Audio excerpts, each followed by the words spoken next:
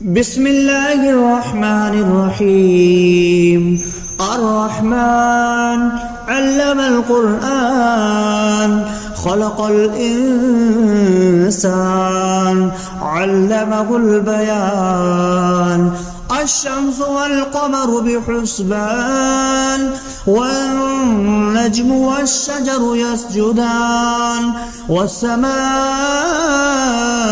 رفعها ووضع الميزان ألا تطغوا في الميزان وأقيموا الوزن بالقسط ولا تخسروا الميزان والأرض وضعها للأنام فيها فاكهة والنخل ذات الأكمام والحب ذو العصف والريحان فبأي آلاء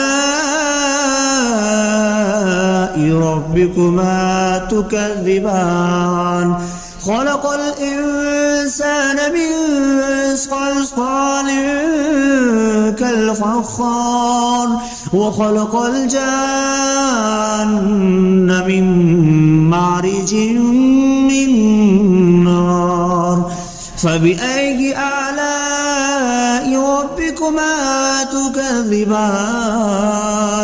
رب المشرقين ورب المغربين فبأي آلاء ربكما تكذبان. مرج البحرين يلتقيان بينهما برزخ لا يبغيان فبأي آلاء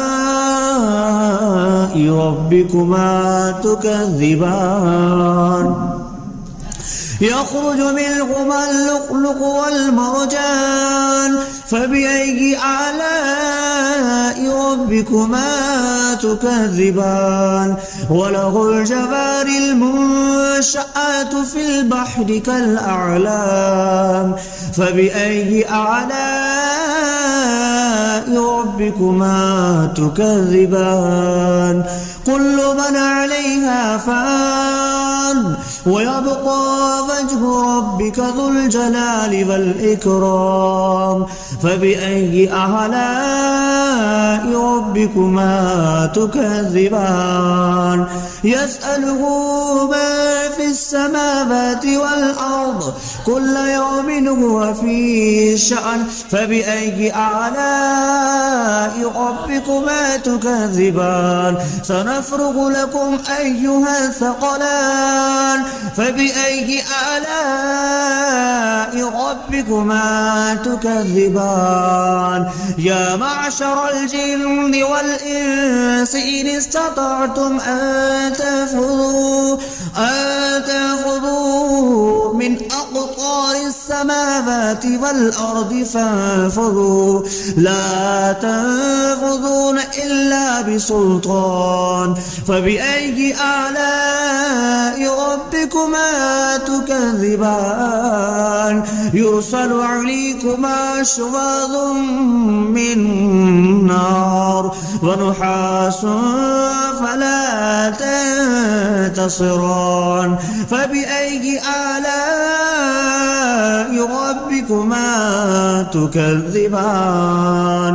فإذا انشقت السماء فكانت وردة كالدهان فبأي آلاء ربكما تكذبان. فيومئذ لا يسأل عن ذنبه إنس ولا جان فبأي آلاء ربكما تكذبان.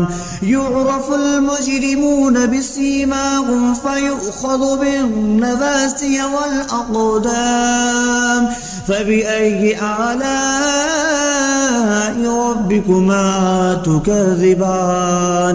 هذه جهنم التي يكذب بها المجرمون يطوفون بينها وبين حميم آن فبأي آلاء